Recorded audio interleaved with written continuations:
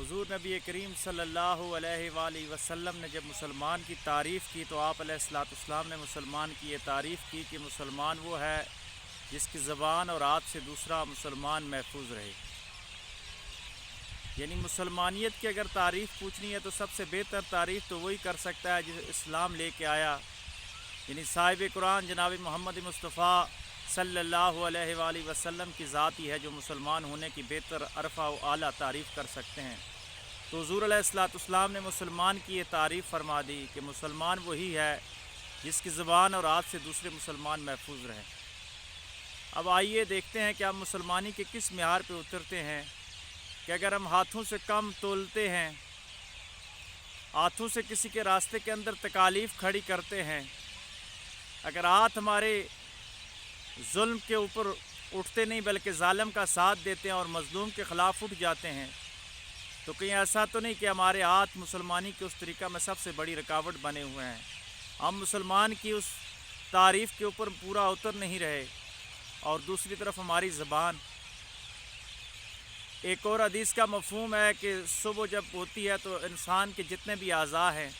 یہ سب زبان کو ہاتھ جوڑتے ہیں کہ تو اگر خاموش رہی تو ہم نجات پا جائیں گے، تو اپنے آپ کو سنبھال کے رکھنا۔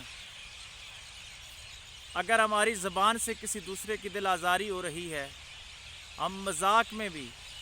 کسی کا دل دکھا رہے ہیں، جھوٹ بول رہے ہیں، چغلی کر رہے ہیں، تو ہماری زبان سے بھی پھر دوسرا مسلمان محفوظ نہیں ہے، تو ہم مسلمان کی تعریف میں پورا نہیں اترتے۔ میرے دوستوں اور بزرگوں، ہمیں اس چیز پہ سوچنا چاہیے کہ مسلمان ہونے کے لیے سب سے جو پہلی شرط یہی ہے کہ ہمیں زبان اور ہاتھ سے دوسرے مسلمانوں کو محفوظ رکھنا چاہیے۔ جب ہم دوسرے مسلمانوں کی تحفظ کی صورت میں آ جائیں گے، دوسرے مسلمانوں کو محفوظ کرنا شروع کر دیں گے، تو پھر مسلمان کے بعد اگلا جو ہمارا مرحلہ ہے وہ مومن کا ہوتا ہے۔ اور میرے خیال میں مومن وہ ہے جو ساری انسانیت کے لیے رحمت بن جاتا ہے، کیونکہ مومنین کا جو نبی ہے وہ رحمت للعالمین صلی اللہ علیہ وآلہ وسلم ہیں۔ تو اگر مومنوں کا جو نبی رحمت ہے تو اس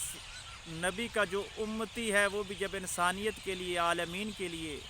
چرند پرند نباتات جمادات کے لیے جب وہ رحمت بن جائے گا تو یقیناً وہ مومن کی مکمل صفت میں آ جائے گا۔